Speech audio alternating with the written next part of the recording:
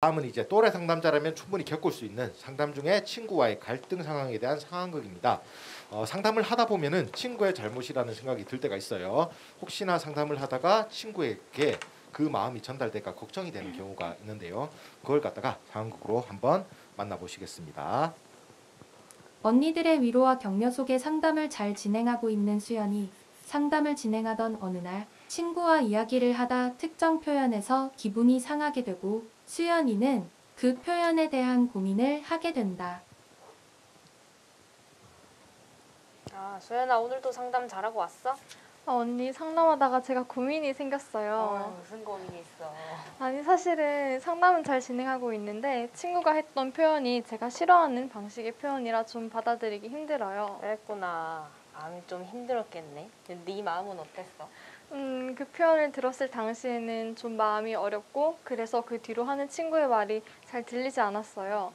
상담이 끝나고 지금 언니와 이야기해보니 그 친구는 저를 기분 나쁘게 하려고 그렇게 표현한 것이 아니라 그냥 표현 방식이 그런 것 같아요. 오, 소연아, 그런 깊은 생각을 했다니 대단한걸? 그래, 맞아. 친구는 그런 의도가 아니었을 텐데 소연이가 받아들이기 어려웠을 수도 있어. 그때 당시는 힘들 수도 있지만 지금 다시 생각해보니 아, 그런 의도가 아니었구나 파악한 게 진짜 대단한 것 같아. 감사합니다. 상담하다 보면 이런 경우가 종종 발생하겠죠? 그럼 그럴 때를 대비해서 우리가 자마 둘 셋을 배웠잖아. 그것을 활용해보고 친구의 마음을 다시 한번 이해해본다면 어려움 없이 상담을 진행할 수 있을 거야. 그리고 이해하면서 친구에 대한 너의 마음도 깊어질 거고 너도 성장하는 계기가 될 거야. 수연이는 언니의 말과 내담자의 마음을 이해해보며 다시금 진행했던 상담에 대해 다시 한번 생각해 보았습니다. 예, 잘 봤습니다. 저희 아까 전에 나갔던 퀴즈가 왜 정답이 X냐고 물으시는 분들도 있을 것 같아요. 잠 하나 둘 셋이 아니고 방금 전에 정보민 친구가 말한 것처럼 잠 하 둘 셋입니다. 잠 하. 예. 이번 사례처럼 이제 상담을 진행하다 보면 상담자의 의도와는 다르게 전달이 돼서 친구가 또래 상담자에게 상처를 주는 경우가 있는데요. 아무래도 살아온 방식이 다 다르고 표현 방식도 다르다 보니까 의도치 않게 상처를 받는 경우가 발생하는 것 같습니다. 물론 상담 상황뿐만 아니고 저희가 살아가는 중에도 정말 하고 싶은 말과 내 머릿속에서 필터를 거치지 않고 엉뚱하게 나와버린 말들 때문에 이런 경우들이 있을 수 있는데요. 정보민 또래 상담자가 말한 것처럼 자마둘세 기법을 활용한다든지 상담 중이나 상담이 끝나고 내담자의 마음을 이해해 본다든지 하면 조금 더 큰 도움이 될 것 같습니다. 류진혜 소장님께서 이제 상담을 많이 해보셔서 아마 이런 경험이 있으실 수도 있을 것 같은데요. 상담 중에 이제 내담자와 갈등이 생겨서 상담 진행이 어려울 때 앞에서 우리 또래 상담자들이 말한 것 외에 조금 더 도움이 될 만한 방법이 있다면 소개를 좀 부탁드리겠습니다. 내담자가 어떤 형태로 우리 앞에 올지 잘 모르잖아요. 특히 이제 기능이 좋은 상태로 상담에 오는 경우가 아닌 경우도 있거든요. 뭐 화가 나서 올 때도 있고, 원하지 않는데 끌려서 상담하러 올 때도 있고, 또 야단 맞고 올 때도 있고, 또 증상 이제 좀 더 심각해져서 뭐 피해 의식이나 이런 걸 갖고 올 때도 있고 그렇죠. 그래서 우리의 직업의 특징에 이 내담자를 잘 이해하는 게 우리 직업의 특징인데 우리 상담자들 갖고 있는 명제가 있어요. 내 앞에 있는 내담자는 모두 다 옳다.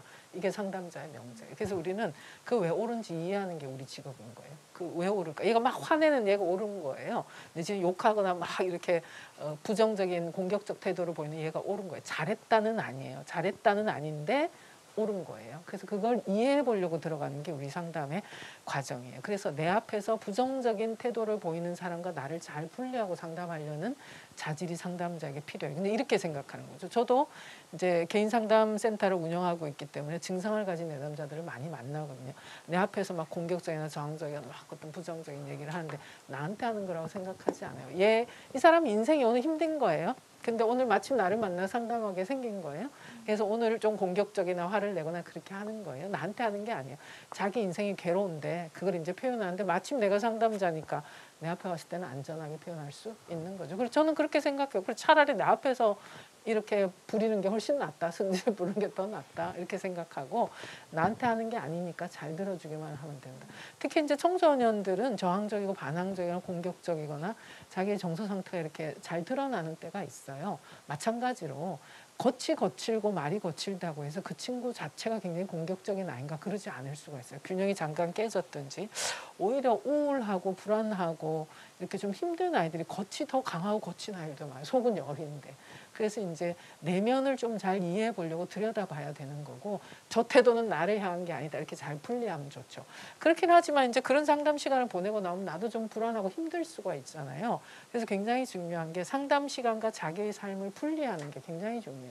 상담이 끝나고 나면 자기를 회복해서 다시 자기 삶으로 들어오는 거죠. 그래갖고 어때요? 뭐 BTS 오빠 노래도 듣고 어머 오늘 우리 RM 오빠가 뭐 했네 이런 것도 하고 음악도 노래도 부르고 또 뭐 맛있는 것도 먹고 친구들과 통화도 하고 힘들었다고 말도 하고 자기 표현도 하고 이렇게 해서 상담자가 자기가 소진되지 않도록 힘들었던 것들을 해소하는 삶의 과정을 꾸준히 같이 가져가는 게 지혜로운 그런 거라고 볼 수 있죠. 그래서 여러분들도 상담 시간에 힘들었다면 나와서 친구에게 말하고 속상한 내 마음을 위로받기도 하고 또 불안했던 내 마음을 잘 들여다보기도 하고 써볼 수도 있어요. 내가 왜 떨렸지? 뭐 이런 거 있잖아요. 뭐 때문에 내가 마음이 상했을까?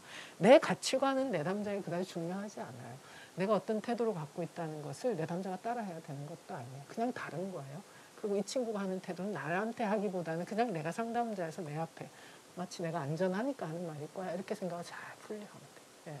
그런 좀 자기 돌보기 활동, 상담자의 가치관과 잘 분리하고 스트레스가 쌓였을 때 자기를 돌보려는 활동이 굉장히 중요해요.